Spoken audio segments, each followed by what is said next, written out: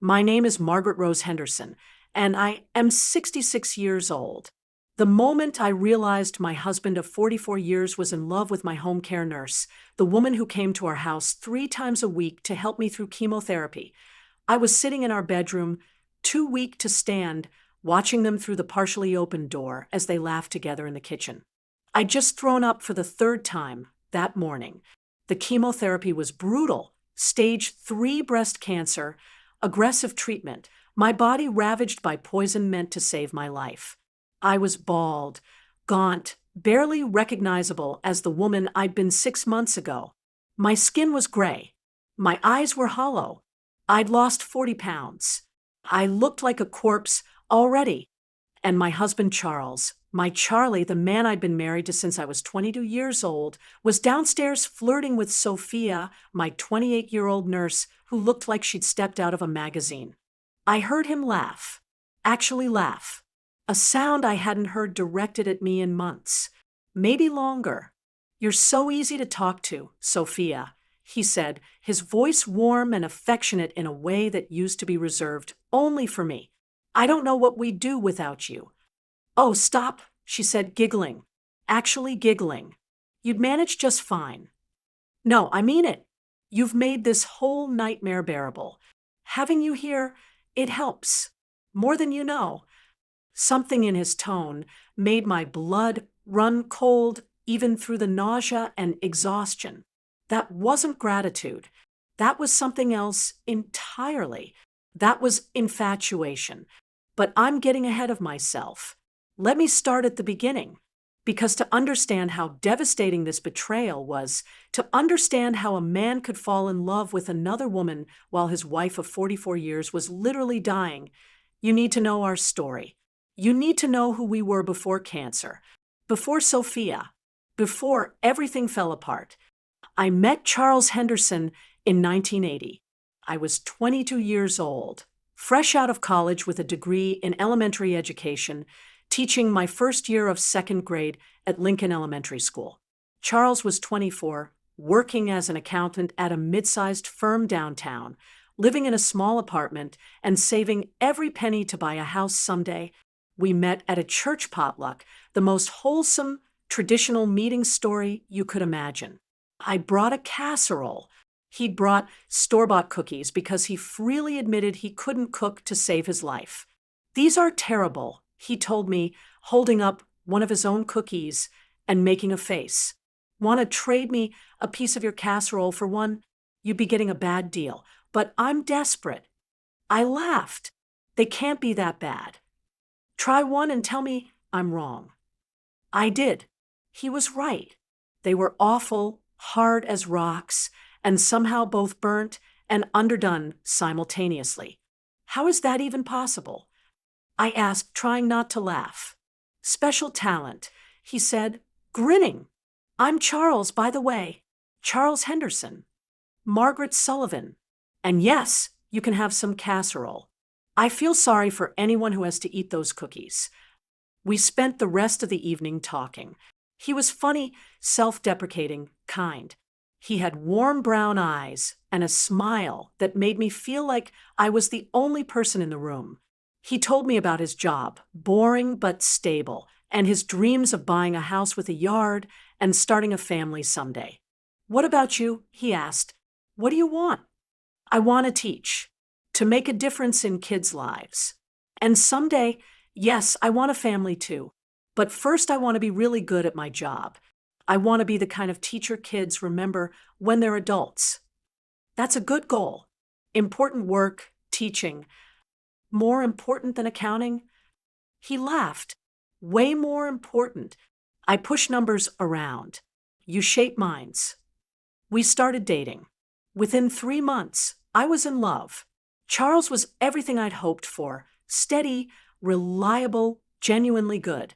He made me laugh. He listened when I talked. He showed up when he said he would. He remembered the little things, how I liked my coffee, that I was allergic to strawberries, that I preferred old movies to new ones. He proposed on Christmas Eve, 1980. We were at my parents' house for dinner, and after dessert, he got down on one knee in front of my whole family. Margaret Sullivan, he said, his hands shaking as he held out a modest diamond ring. You're the kindest, smartest, most beautiful woman I've ever met. Will you marry me? I said yes before he'd even finished the question. We got married in June 1981, a beautiful church ceremony with 200 guests. I wore my mother's wedding dress, altered to fit. Charles wore a rented tuxedo. We honeymooned for a week in the Poconos, all we could afford, and it was perfect. The first years of our marriage were wonderful. We were poor, but happy. Charles worked long hours. I taught during the day and graded papers at night.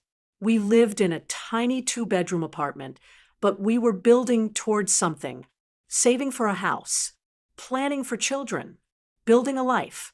Our daughter Emily was born in 1983, perfect little girl with Charles's brown eyes and my dark hair. Charles was a doting father from day one, up in the middle of the night with feedings, changing diapers without complaint, singing lullabies in his terrible singing voice.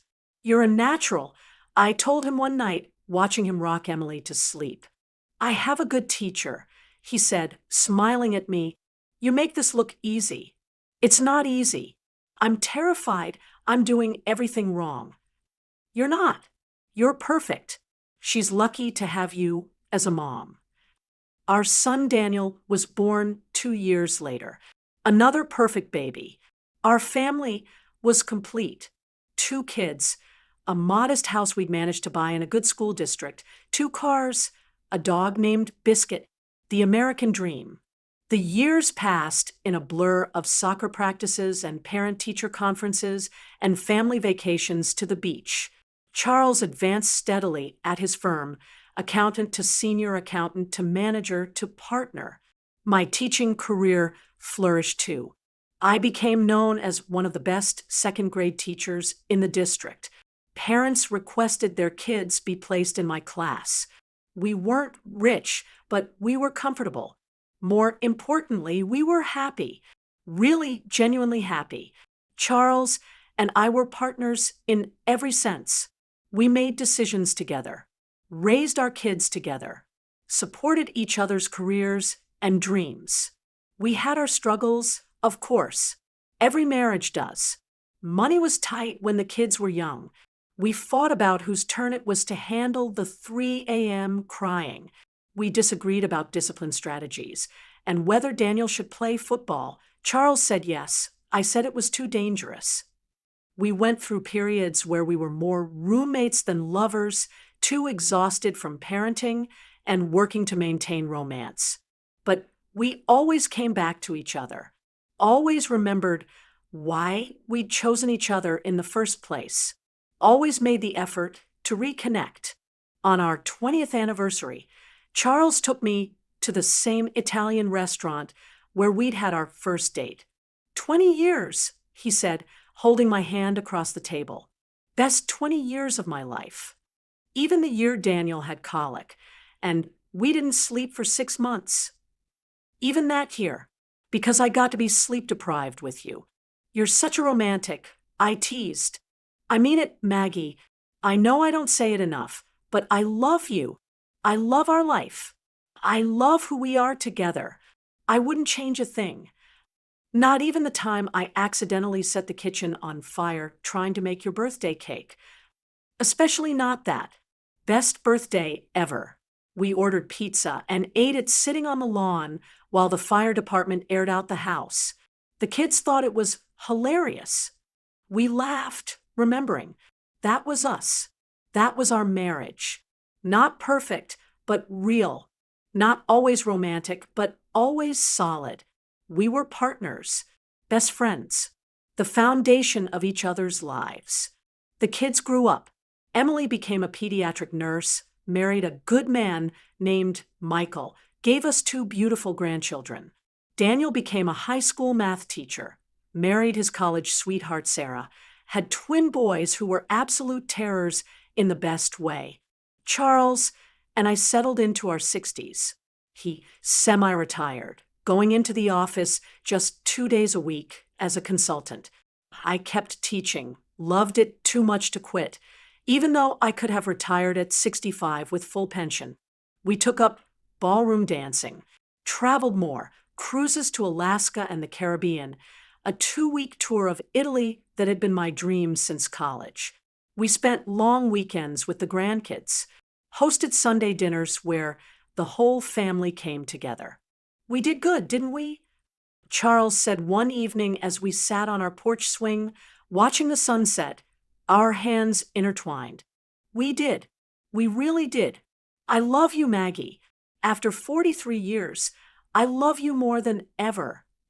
I love you too, Charlie. Always have. Always will.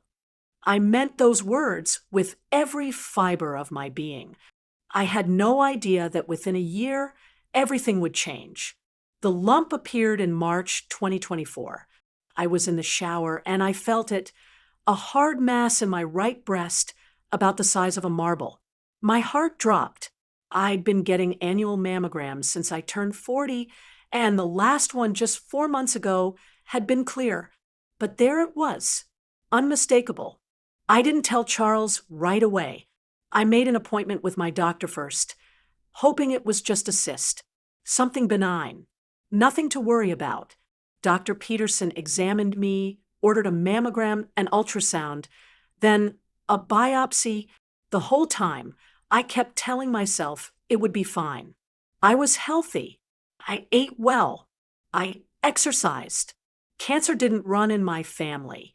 But when Dr. Peterson called me back to her office to discuss the results, I knew from her face. Margaret, I'm so sorry. The biopsy came back positive. It's breast cancer. Stage 3. It's aggressive, and it's already spread to your lymph nodes. The words didn't make sense at first. Cancer. Stage 3. Aggressive. But the mammogram 4 months ago was clear. Sometimes these aggressive cancers develop quickly. I know this is devastating news, but we need to act fast. I'm referring you to an oncologist, Dr. Susan Patel. She's excellent. You'll need to start treatment immediately, likely a combination of chemotherapy, surgery, and radiation. I sat there in her office, nodding mechanically while she talked about treatment plans and survival rates and side effects.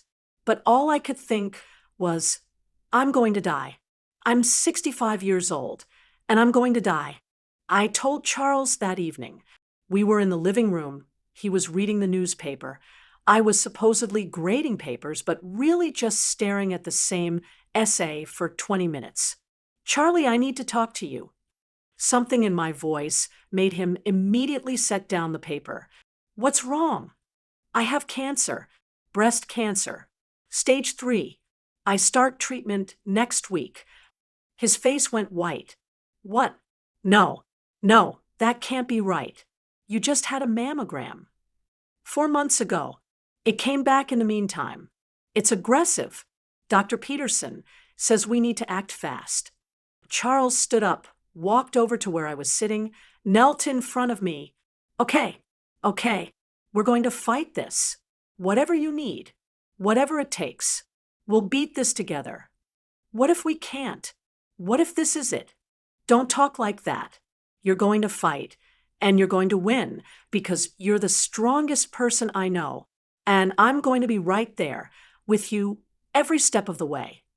He pulled me into his arms, and I cried, actually sobbed. For the first time since hearing the diagnosis, I let myself feel the terror and grief and anger. I'm scared, Charlie. I know, baby, I know, but you're not alone. We'll get through this together. I promise. I believed him. God help me. I believed him. The next 6 months were hell. Pure, unrelenting hell. Chemotherapy started in April. Every 2 weeks, I'd go to the cancer center and sit in a recliner for hours while poison dripped into my veins. The nausea was immediate and unrelenting. I couldn't keep food down. Lost my appetite entirely. The smell of cooking made me gag. My hair fell out in clumps. First just a little, then more and more until I was completely bald. I bought wigs, but they felt fake and uncomfortable. Eventually, I just wore scarves or nothing at all. I lost weight rapidly, 40 pounds in 3 months.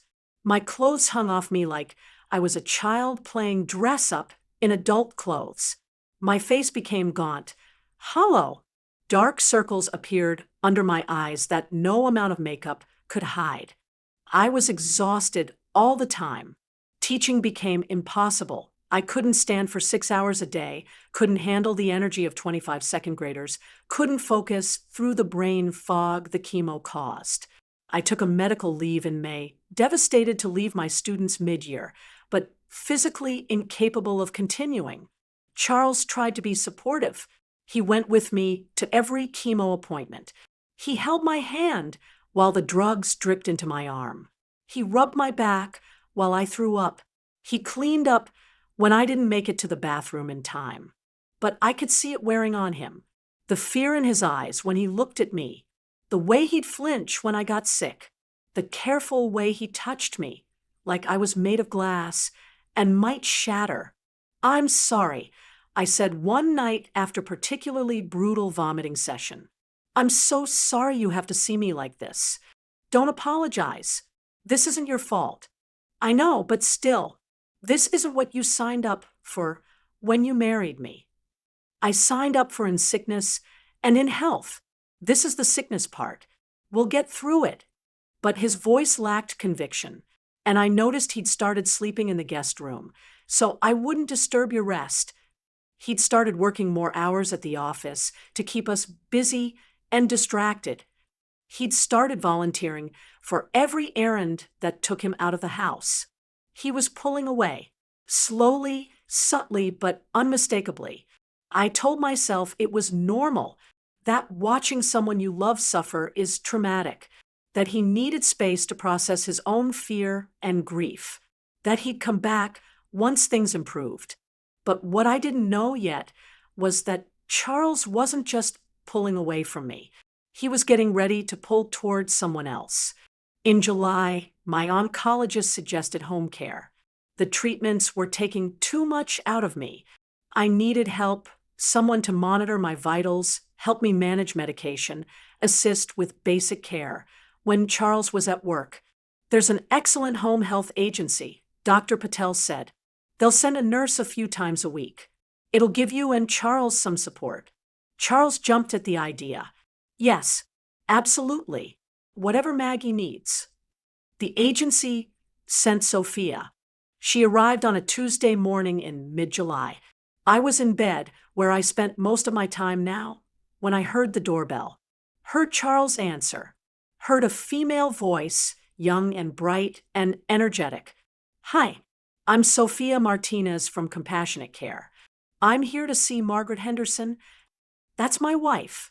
Come in, come in. I'm Charles. Thank you so much for coming." I heard them walking up the stairs, their voices getting closer. Charles was laughing at something she'd said, actually laughing, a sound that had become rare in our house. They appeared in my bedroom doorway. Charles was smiling, really smiling, for the first time in months.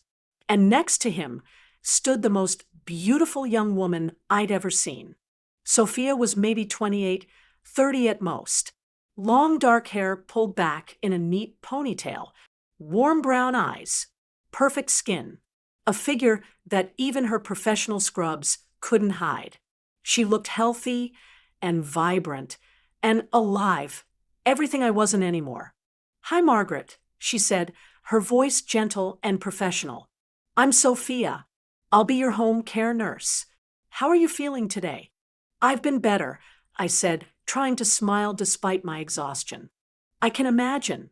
Let me check your vitals, and we'll talk about your treatment plan."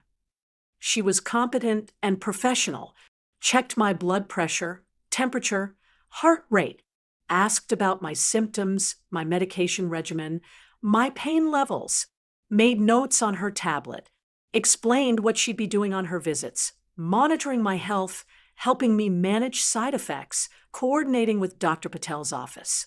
Charles hovered in the doorway the whole time, watching her work. "You're in good hands," he said to me, but he was looking at Sophia. I'll take excellent care of her, Sophia said, smiling at him. Don't worry. I'm not worried. Not with you here. Something about the way he said it made my stomach clench, but I told myself I was being paranoid, jealous for no reason. Sophia was just a nurse doing her job. Charles was just grateful for the help.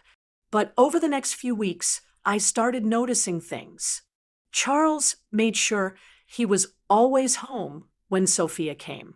Even though her visits were during the day when he normally would have been at the office, he suddenly had reasons to work from home on Tuesdays, Thursdays, and Saturdays, Sophia's schedule. He'd dress nicer on those days. Instead of his usual work-from-home uniform of jeans and a polo, he'd wear slacks and a button-down.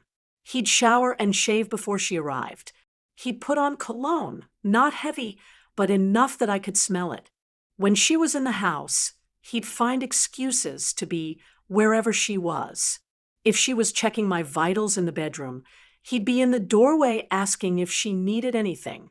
If she was in the kitchen preparing my medications, he'd be there making coffee and offering her some. They'd talk a lot about everything and nothing. Her nursing school experiences, his accounting work, movies they'd both seen, restaurants they liked. Their voices would drift up from the kitchen while I lay in bed upstairs, too weak to join them, listening to my husband connect with another woman in ways he hadn't connected with me in months. You have to try that Thai place on Market Street, I'd hear him say. Best pad Thai in the city. I love Thai food. Maybe I'll check it out this weekend. You should. You'll love it. The easiness of their conversation, the lightness in Charles's voice, the laughter, God, the laughter. He laughed more with Sophia in one 30-minute visit than he'd laughed with me in 6 months. I told myself it was innocent, that he was just being friendly, that I was being irrational, my judgment clouded by chemotherapy and pain and fear. But then I started noticing the way he looked at her. I saw it one Thursday when I'd managed to make it downstairs to the couch. Sophia was checking my blood pressure, chatting with me about the latest episode of a TV show we both watched. Charles was in the kitchen, supposedly making lunch, but I could see him in my peripheral vision.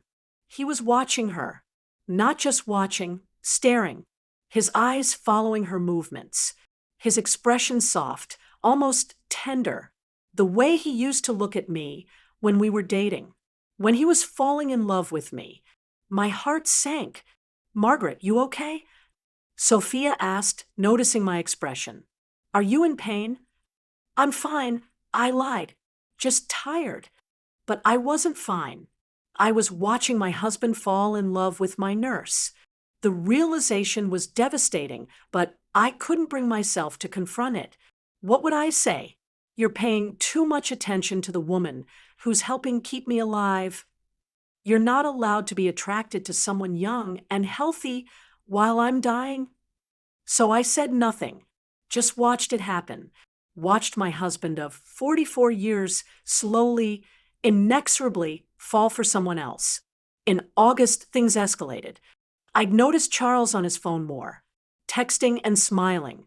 He'd never been a big texter before, usually only used his phone for calls, but suddenly he was always on it, typing away, grinning at whatever responses he got. Who are you texting?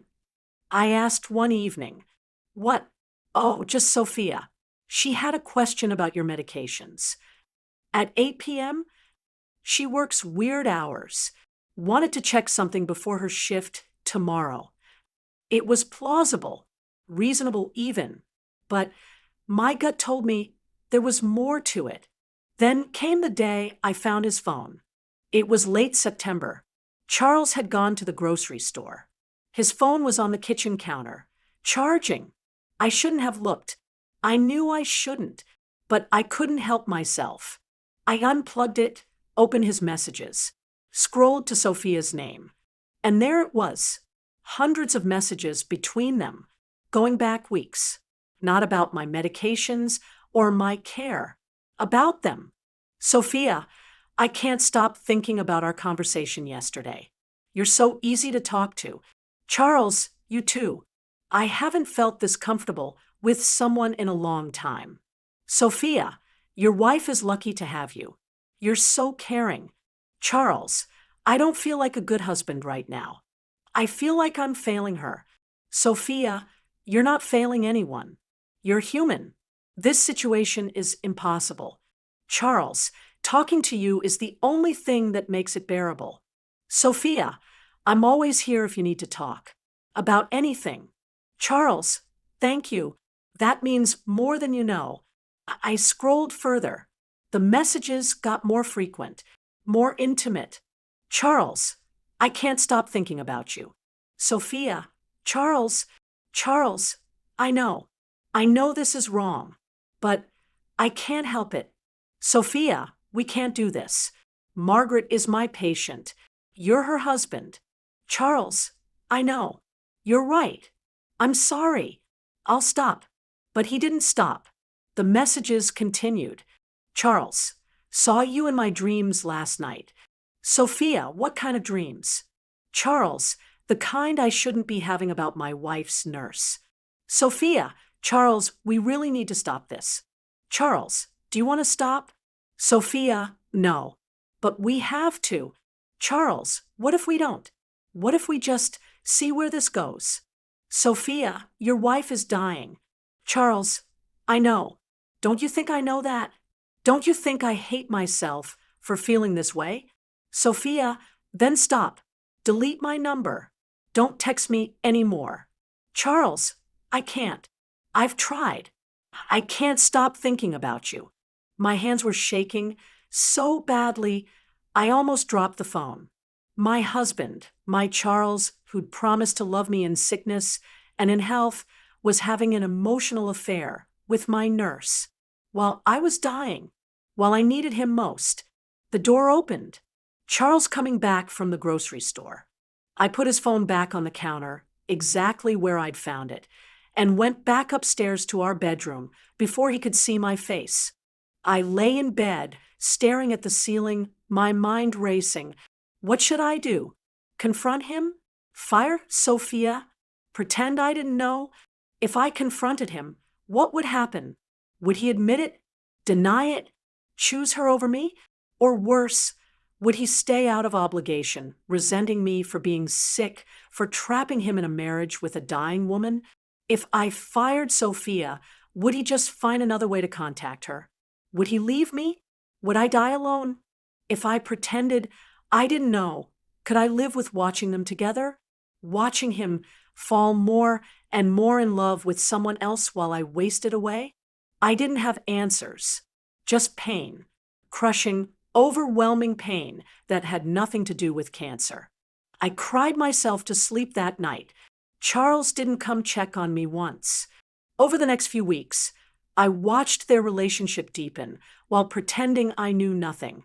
Charles started volunteering to pick up my prescriptions, a task that took him to the pharmacy where Sophia apparently also shopped because he'd run into her there multiple times.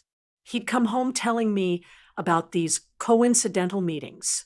Guess who I saw at CVS? Sophia. She was picking up cold medicine. We chatted for a bit. Did he think I was stupid? Or did he just not care anymore whether I noticed? Sophia remained professional during her visits with me, but I could see the way she looked at Charles when she thought I wasn't watching, the way her eyes would soften, the way she'd smile, just a little too much at his jokes. And Charles, God, Charles was like a teenager with a crush, always finding reasons to be in whatever room she was in, always offering to help her with things she didn't need help with, always touching her, ostensibly innocent touches, a hand on her arm, brushing past her in the hallway, but I could see the electricity in those moments. One Tuesday in October, a day that would change everything, I was having a particularly bad day. The chemo had hit me harder than usual. I'd been vomiting all morning. I was dehydrated, exhausted, barely conscious. Sophia arrived for her scheduled visit. I heard her come in, heard her greeting Charles in the foyer. "How is she today?" Sophia asked. "Not good. Really not good. She's been so sick. I don't know how much more of this she can take. It's the hardest part, but she's strong. She'll get through it." "Will she, though?"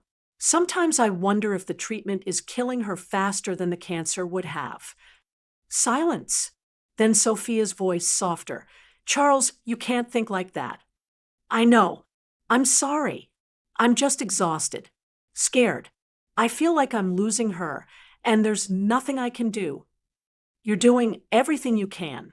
You're being strong for her." "I don't feel strong. I feel like I'm falling apart. Come here." Silence. A long, long silence. I knew what was happening. Even without seeing them, I knew. They were hugging. Or worse. "We can't," Charles said, his voice thick with emotion. "We can't do this." "I know. I know. I'm sorry. I just seen you in pain. I wanted to." "I know.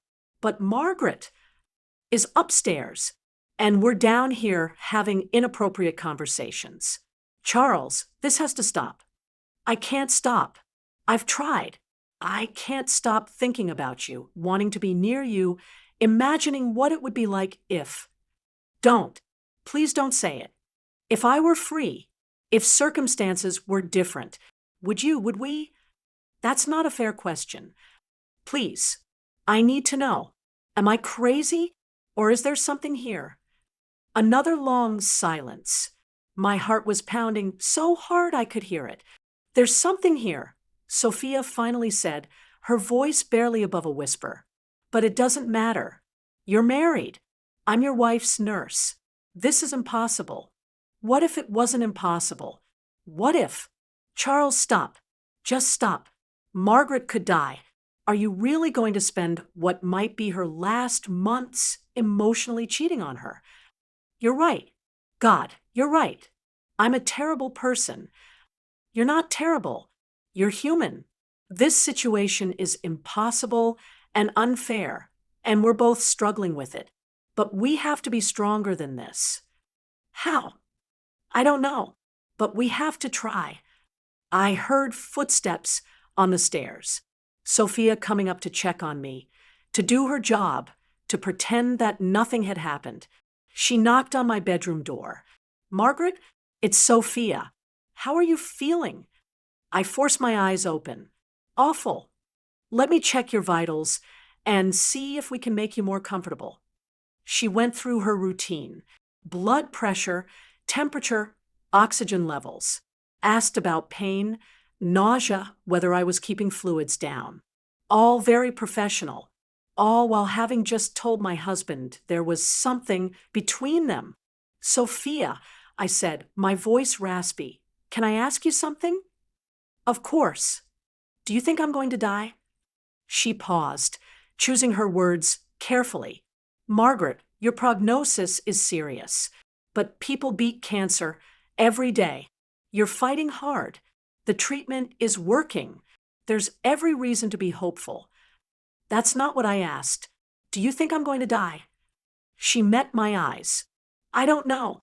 Nobody knows. But I think you're going to fight as long and as hard as you can. And Charles will be right there with you." The lie was so smooth, so professional, as if she hadn't just been downstairs admitting there was something between them.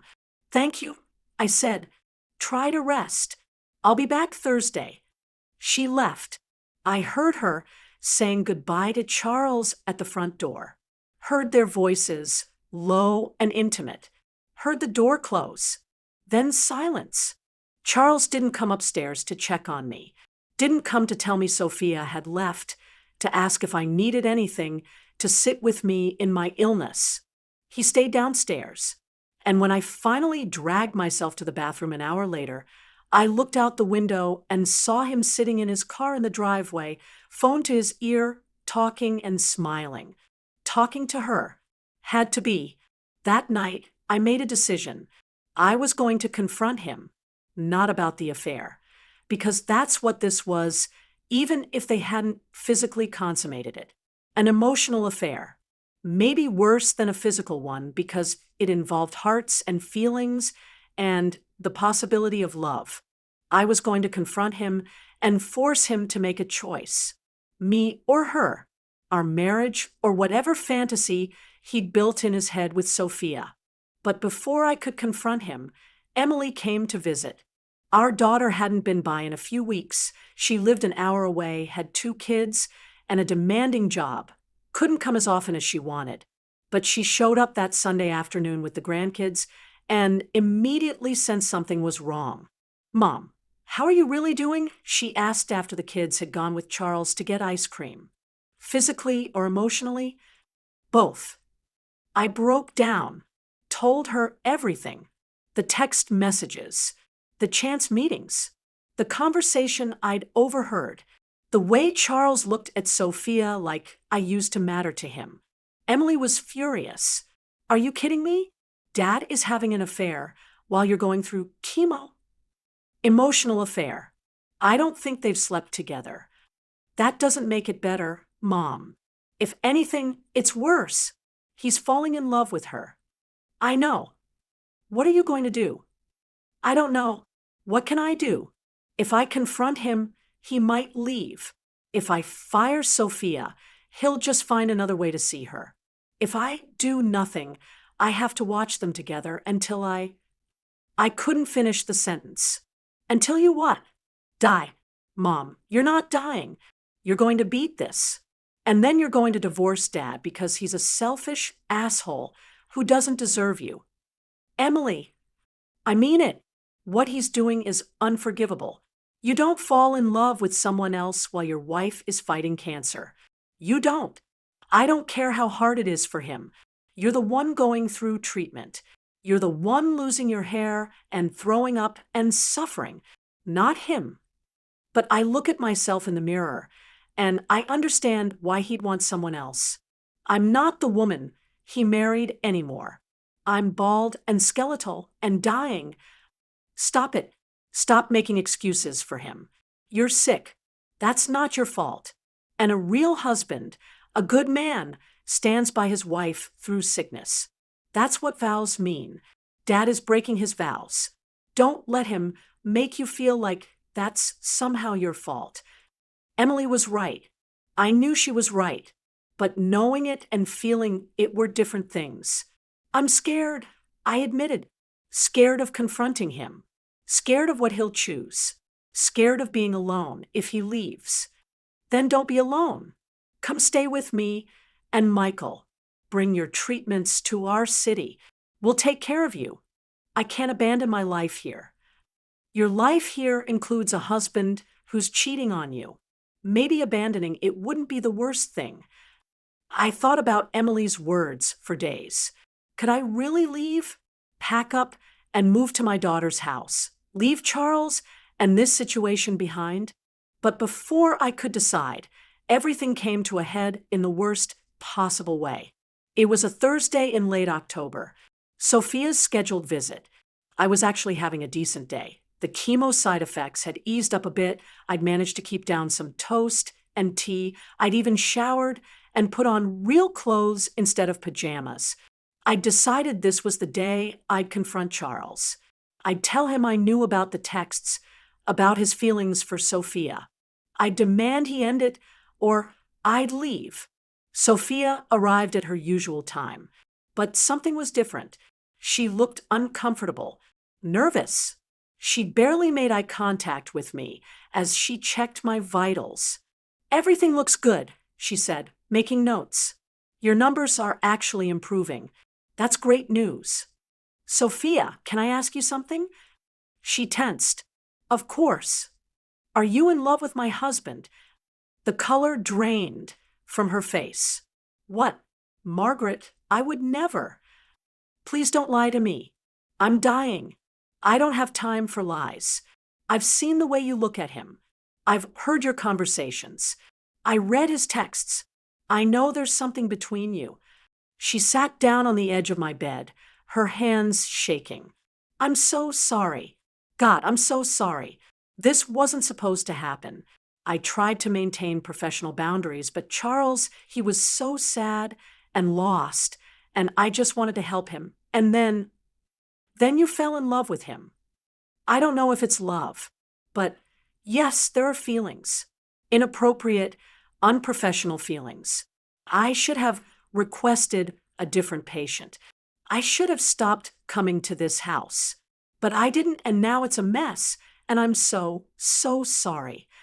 Does he love you? He hasn't said the words, but I think maybe he does. The confession hurt more than I expected, even though I'd already known. Hearing it confirmed made it real in a way that suspicions hadn't. What are you going to do? I asked. I'm going to request a transfer. Another nurse will take over your care. I'll stay away from Charles. This has to end. And if he doesn't want it to end, she looked at me with tears in her eyes. Margaret, I'm not a homewrecker. I'm not going to pursue a relationship with a married man whose wife is fighting cancer. What kind of person would that make me? The kind of person who falls in love with someone unavailable. It happens. It shouldn't have happened. And I'm going to fix it. I promise. But before she could fix anything, Charles came home. He wasn't supposed to be home for hours. Had said he had meetings all afternoon. But there he was walking through the front door at 2 p.m., calling out for Sophia. Sophia, I saw your car in the driveway. Can we talk? He appeared in the bedroom doorway and froze, seeing both of us, seeing the expression on my face. Margaret, he said, his face going pale. I didn't know you were awake. Clearly. My voice was cold, controlled. Were you hoping to catch Sophia alone? What? No, I know about the texts. Charles, I know about the feelings. I know everything. He looked like he'd been slapped. Opened his mouth.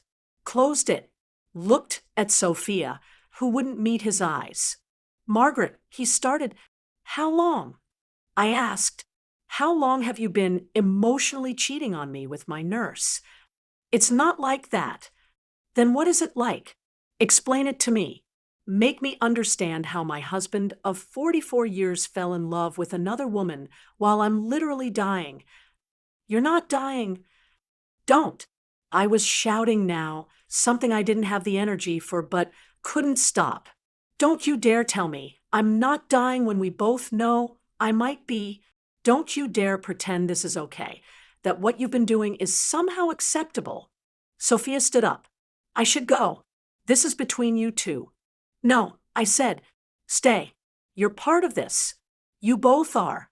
So we're all going to talk about this like adults. Charles ran his hand through his hair, a nervous gesture I'd seen 1,000 times over 44 years. Maggie, I never meant for this to happen. I love you. I've always loved you. But you love her too, or you're falling in love with her. Which is it? Silence. Heavy, awful silence. I don't know, he finally said. I don't know what I feel. I'm confused and scared and exhausted, and Sophia, she was just there and she listened and she didn't make me feel guilty for struggling. And I needed someone who wasn't dying. The words hung in the air. I needed someone who wasn't dying. Get out, I said quietly. Maggie, get out of my room. Get out of my house. I want you gone. This is my house too. I don't care. Get out before I call Emily and have her come get me. Get out before I do something I'll regret. Just get out. He looked at Sophia, who was crying silently, then at me. Then he turned and walked out. I heard him go downstairs, heard the front door open and close, heard his car start and drive away. Sophia and I sat in silence for a long moment. I'm so sorry, she whispered. This is all my fault. It's not. It's his fault. He made choices. He broke vows. You're just the woman he chose to break them with. I'm going to request a transfer today. You'll have a new nurse by tomorrow. And I'm going to stay away from Charles. I promise. Do you love him? She met my eyes. I think I could have, if circumstances were different, but they're not. And I'm not going to be the reason a marriage ends. The marriage was already ending. The cancer was ending it. You're just a symptom, not the cause. She left after that. I heard her car pull away, and then I was alone in my house, alone with my cancer and my broken marriage and the devastating knowledge that my husband had chosen someone else while I was fighting for my life. Emily came that evening after I called her. She was furious. "Where's Dad?" "I don't know. I told him to leave. I haven't heard from him." "Good. He deserves to suffer." "Mom, I'm so sorry. I can't believe he did this to you." "I can. I'm not blind." "Emily, I've seen how I look. I'm not the woman he married. I'm not even recognizable anymore. Why would he want to stay with me when he could have someone young and beautiful and not dying?" "Because he made vows. Because he's supposed to love you through sickness. Because you're his wife and you deserve better." "Maybe I don't. Maybe this is karma for something I did in a past life." "Stop it. Don't let him make you feel like you deserve this. You don't." We talked for hours. Emily wanted me to come stay with her immediately, start divorce proceedings, cut Charles out of my life completely. But I couldn't, not yet, because despite everything, despite the betrayal and the texts and the woman he'd chosen over me, I still loved him. 44 years of love doesn't just disappear because your husband makes terrible choices.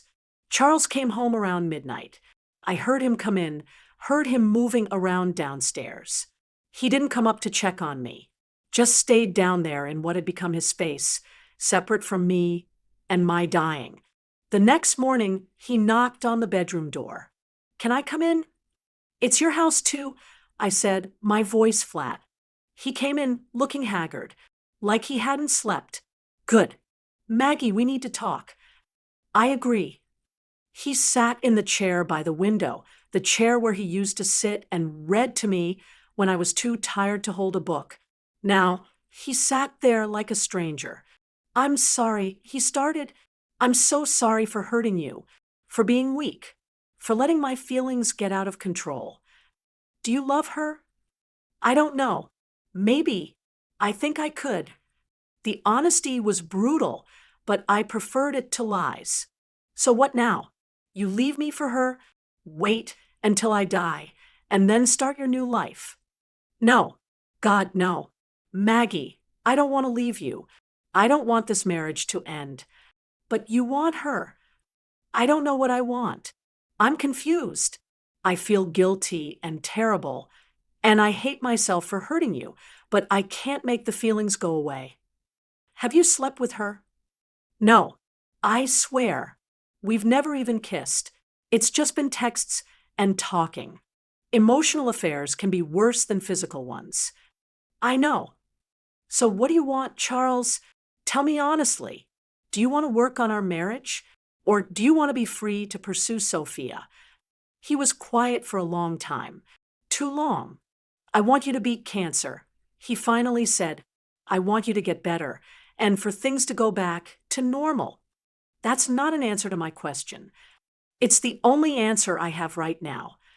That's not good enough. I know, but it's all I've got. We sat in silence. 44 years of marriage reduced to this. Two people who loved each other, but maybe not enough anymore. Sophia requested a transfer. I said, "You won't see her anymore." Something flashed across his face. Disappointment? Relief? Both. "That's probably for the best." "Probably. It is. It's for the best. This needs to end." "Does it? Or do you just wish it could continue?" "Maggie, please, don't make this harder than it already is." "Harder for who? You? The man who fell in love with someone else while his wife was dying? Forgive me if I don't care about making things easy for you right now." "You're right. I'm sorry. I have no right to ask for understanding." "No, you don't." He left after that, went to work, or to her. I didn't know, and I didn't ask. The new nurse started the next day. Her name was Patricia. She was in her 50s, thoroughly professional, and completely uninteresting to Charles. He stopped working from home on her visit days. But that was 3 months ago, and in those 3 months, things have changed. My cancer is in remission. The last scan showed no signs of active disease. Dr. Patel called it an excellent response to treatment. I'm still bald, still weak, still have months of recovery ahead. But I'm not dying anymore. And now I have to figure out what to do about my marriage. Charles has been trying, really trying. He comes home every night. He helps with dinner. He asks about my day. He tells me he loves me. But I can't stop thinking about Sophia, about the texts, about how quickly he was willing to abandon our marriage when things got hard. And I can't stop wondering, if I had died, how long would he have waited before calling her? Emily wants me to leave him. Mom, he betrayed you when you needed him most. How can you ever trust him again? Daniel is more sympathetic to Charles. He made a mistake, but he stayed. He didn't actually leave you. Don't people deserve second chances? I don't know who's right. Last week, I found Charles on the phone, late at night, in the garage where he thought I couldn't hear. I couldn't make out the whole conversation, but I heard enough. I know. I miss you too. I can't. She's getting better. I don't know what happens now. No, I can't see you because it would destroy her.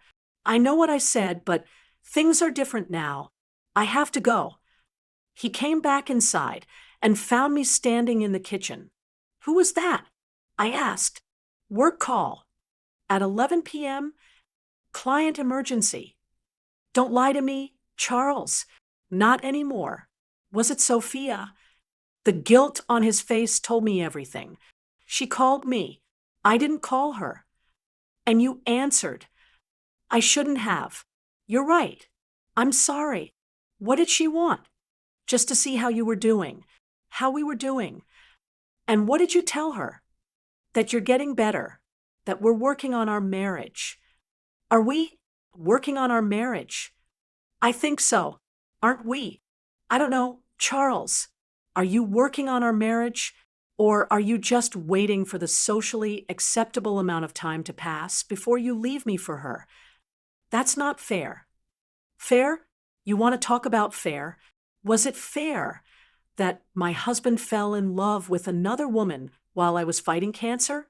Was it fair that I had to watch you pull away from me when I needed you most? Was it fair that you were texting her while I was throwing up in the bathroom?